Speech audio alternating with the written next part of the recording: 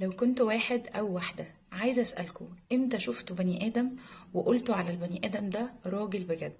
طب هو أصلا يعني إيه راجل بجد؟ ده اللي هنتكلم عنه في فيديو النهاردة. حضروا حاجة تشربوها وتعالوا نتكلم شوية.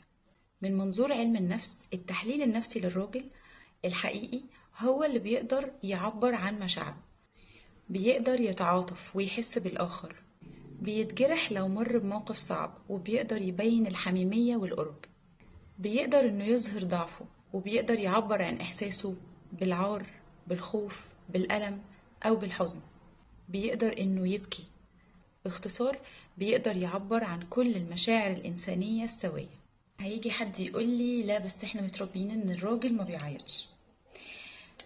لو كنتوا سمعتوا في السيرة عن أبو بكر الصديق أول الخلفاء الراشدين، كنتوا هتعرفوا إنه كان بيتوصف إنه رجل أسيف. أسيف يعني قلبه رقيق وسريع البكاء والحزن. لو سمعتوا قصة أبو بكر الصديق هتفهموا هو كان قد إيه راجل قوي، وده ملوش علاقة خالص بإنه بيعبر عن حزنه أو بيعبر عن ألمه. الراجل الحقيقي هو اللي بيقدر يختار علاقاته، عنده نجاحات، عنده أهداف، عنده قيم من غير ازدواجية في المعايير. ازدواجية في المعايير شبه انه واحد مثلا يطلب من مراته انها تلبس النقاب، بس هو عايش وبيعمل علاقات وبيعمل ذنوب كبيرة جدا بره البيت.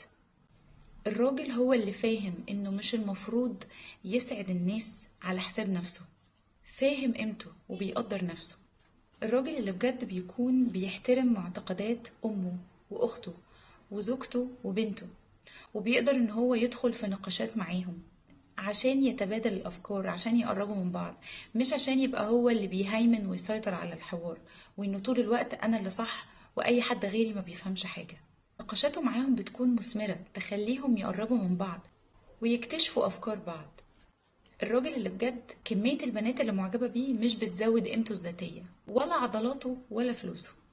الراجل اللي بجد بيعرف يسمع ويحتوي، ومش كل اللي بيهمه فيكي شكلك الخارجي وبس.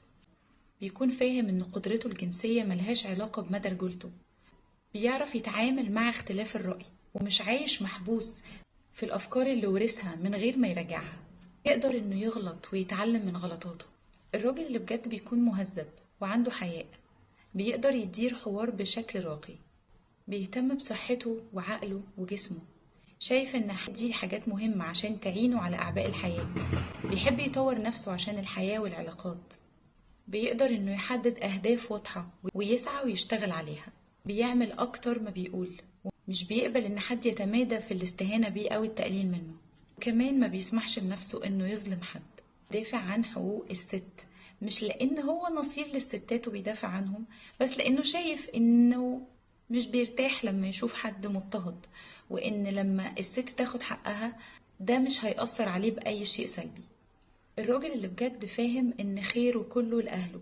خيره ده مش فلوس بس، خيره ده يعني معاملة طيبة، صبر، احتواء، يسمع، وبيقدر يحب.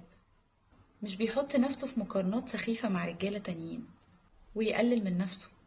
مش بيهرب من المشاكل والمسؤوليات، وبيقدر لما يغلط أو يأثر يواجه نفسه من غير جلد ذات، عشان يقدر يوصل لنسخة أحسن من نفسه، ويقدر يحل مشاكله أو يكون مسؤول بشكل أحسن.